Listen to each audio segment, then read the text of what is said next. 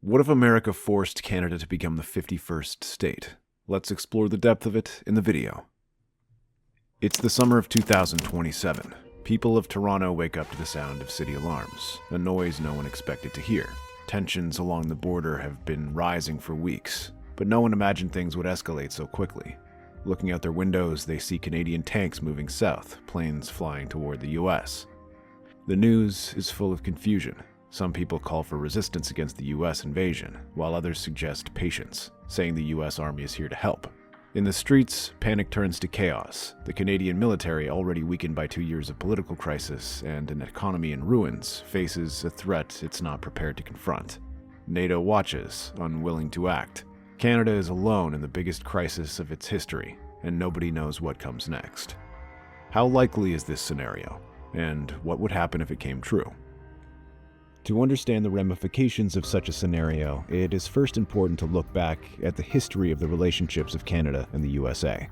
In the 19th century, Canada and the 13 colonies, the predecessors of the United States, were neighboring British colonies with many shared characteristics.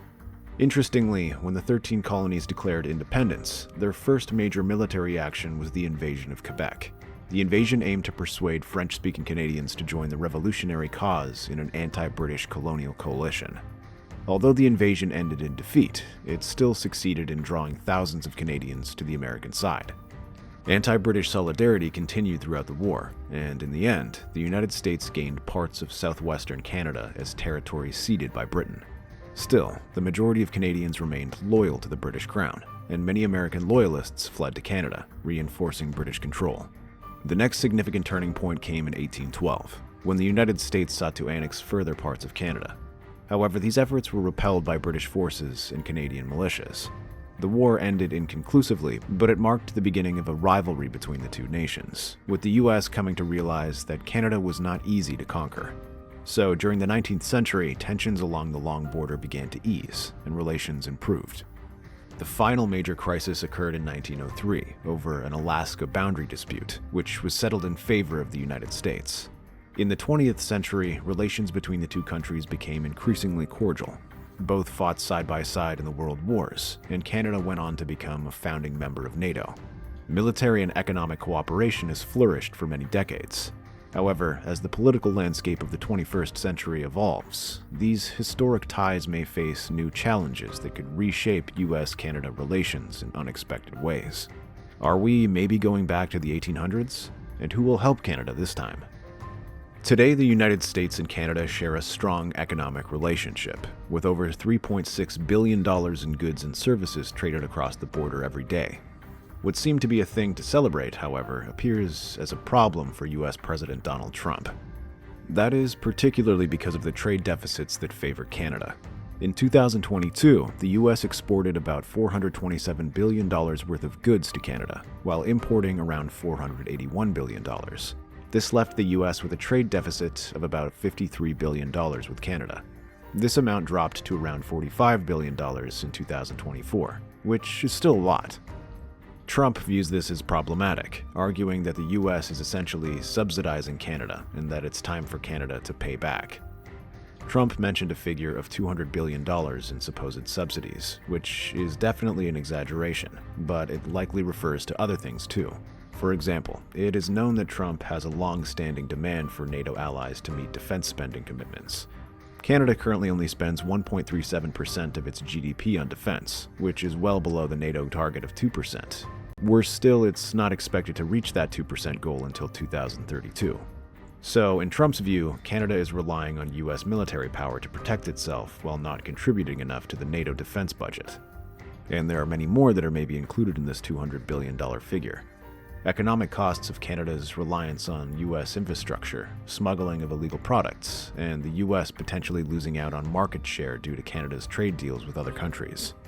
For Trump, these issues combined could justify his frustration with the current state of US-Canada relations. But would all these factors be enough to justify a move to force Canada to become part of the United States? Under certain circumstances, yes. Trump could use the economic and military imbalances as a narrative to build a rivalry between the US and Canada. His control over media and potential collaboration with influential figures like Elon Musk could amplify this narrative to sway public opinion in the USA. Of course, persuading people outside of the United States would be harder. What about the other NATO states, for example? Well, they might not like it, but with the US being the dominant force in NATO, it's unlikely that many European allies would oppose Washington's decisions. The argument that NATO members are not meeting the 2% defense spending target is valid, and if the US decided to make an example of Canada, Europe would likely be unable to take meaningful action, especially with the ongoing security threat from the East and the EU's inability to form an independent response. Additionally, the US could strengthen its position by highlighting the geopolitical need for a unified front in the Arctic. With China and Russia's growing influence in the region, particularly through initiatives like the Polar Silk Road, the US could argue that securing Canadian territory is necessary to maintain control over the Arctic's future. This could provide a compelling justification for a drastic move, especially combined with the accusations that Canada's military is not up to task because of its underfunding. So, in a way, an annexation of Canada could appear as a move that benefits NATO. But even if American and European public opinion could be persuaded by the benefits of an aggressive move, international criticism and Canadian resistance would be more challenging to overcome. So let's explore how these factors could shape the events by examining a hypothetical scenario of a US invasion. It's June 1st, 2027. Donald Trump picks up his phone in the Oval Office and calls Canadian Prime Minister Pierre Poilievre. The Canadian and British ambassadors have already been summoned in his office. His face does not foretell a pleasant discussion. For 2 years, the trade war between the two countries has been escalating. Their media have turned public opinion against one another, and border crossings have been reduced by nearly half since the more peaceful days of 2024. In the last days, US forces have mobilized along the US-Canadian border. The majority of the forces concentrate in the Great Lakes region, positioning themselves to target major Canadian cities like Ottawa, Montreal, and Toronto. A separate contingent assembles in Seattle, positioned to strike Vancouver. A large-scale mobilization of the Canadian population is to be initiated, dramatically expanding the army from 100,000 to nearly 1 million soldiers. Yet, despite their courage and preparedness, the odds are heavily stacked against them. And now comes the decisive time. Good morning, Mr. Prime Minister. Good morning, Mr. President. I was told you wanted to tell me something urgent. The mobilization you called is provocative and an insult to the free world. I want you to take that decision back immediately. Your forces are on the border. What do you want us to do? I'm not asking, Mr. Poilievre. This must end immediately. Please stop the mobilization, or the United States will consider your government illegitimate. After that, we will do all we can as a friendly neighbor to protect the Canadian citizens from an irresponsible, dangerous administration. You have no right to do that. We'll see. You have 3 weeks. Consider this my last sign of generosity, Mr. Poilievre. The connection is lost. Poilievre trembles. He falls on his desk, shocked. What is he to do? His army is vastly outnumbered and outgunned. His country's finances are already on the limits due to the US embargo. The US Navy has effectively trapped the Canadian forces, dominating both the Atlantic and Pacific Oceans. The Canadian Air Force is ready to defend, but with overwhelming US air superiority, its ability to hold off a full-scale attack remains in question. The British ambassador remains silent. Help from the other side of the Atlantic seems unlikely, but the Canadian PM speaks first. Are you prepared for us to abandon the Commonwealth? We were expecting such a worst-case scenario, and my government is ready to do anything to avoid bloodshed. So, we're alone? Leaving the Commonwealth is your right as a valued member. The British Crown will be devastated, but if that's what's best for your country... The message is clear. For Britain to save face, Canada must be the one to abandon the Commonwealth. Article 5 of NATO will also probably not be activated, because it's an inner alliance issue and the Canadian government's legitimacy has been questioned. The question is one, and the answer can only be yes or no. Will Canada accept to become the 51st US state? That same night, Poilievre calls for a referendum. As the days pass, the nation plunges into chaos. Riots break out in Montreal, Toronto, and Vancouver, with large portions of the population divided. Some call for resistance, fighting for Canadian sovereignty. Others, worn down by years of economic hardship, call for peace and cooperation. seeing annexation as a way out of their suffering. The streets become battlegrounds for clashing ideologies, with both pro-American and pro-sovereignty protests escalating into violent confrontations. In Ottawa, political leaders struggle to maintain control, unable to prevent growing unrest. The military, caught between the risk of internal collapse and the overwhelming pressure from the US, faces a hard choice. Meanwhile, Trump's media machine capitalizes on the chaos, painting a picture of a nation on the brink of collapse, underscoring the idea that Canada's unity is at risk, and only the US can save it. The referendum arrives with little clarity. On one side, there are vocal supporters of the US annexation, promising stability, economic relief, and military protection. On the other, Canadians who cherish their independence and the dream of a sovereign nation fight fiercely for the status quo. Despite the unrest, the vote goes forward, and in a narrow, heartbreaking margin, surrender wins. On a symbolic 5th of July 2027, Canada is formally declared the 51st state of the United States of America by the US Congress, and everyone wonders what comes next. The Canadian referendum sends shockwaves around the world, dramatically altering the geopolitical landscape.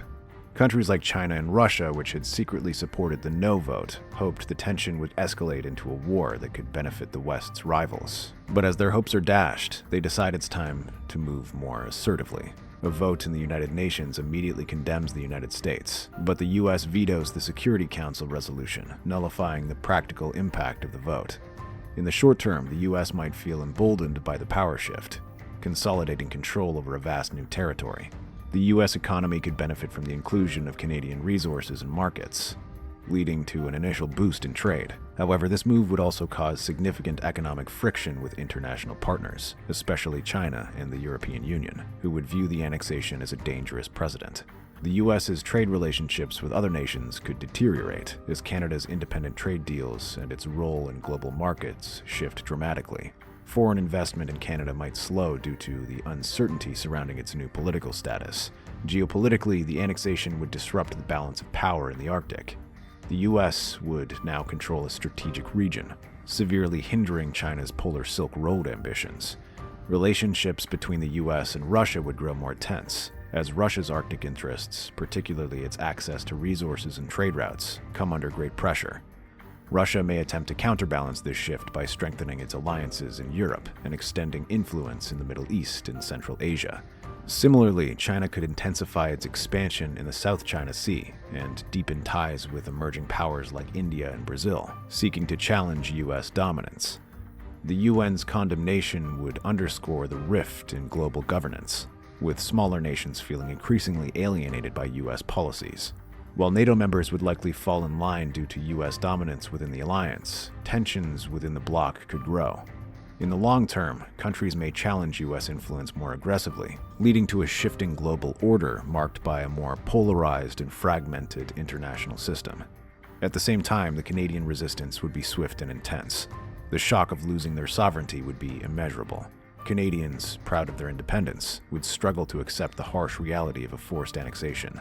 The sense of betrayal would be profound, and in cities, massive protests would erupt, with millions of Canadians demanding their right to remain free. In the initial weeks, resistance would take the form of civil disobedience and protests, but as US forces pushed deeper into the country, this would evolve into something far more dangerous. Cities like Montreal and Toronto would be engulfed in riots, but the real threat to US control would come from the wilderness. Vast, untamed regions of Canada, from the dense forests of Quebec to the expansive deserts of the West, would become the strongholds of a growing guerrilla movement. Canadians fighting to preserve their identity would take to the forests, the mountains, and the barren plains, attacking US supply lines and ambushing troops. The US military, despite its overwhelming power, would find itself trapped in an endless cycle of skirmishes. While it might control major cities and infrastructure, it would struggle to deal with a decentralized, relentless insurgency that used the country's vast and unforgiving landscape to its advantage. No matter how many troops were sent in, no matter how much technology was deployed, the Americans would be fighting in a terrain that worked against them. Endless stretches of wilderness where the enemy could melt away into the shadows. The resistance would drain the US economically and militarily.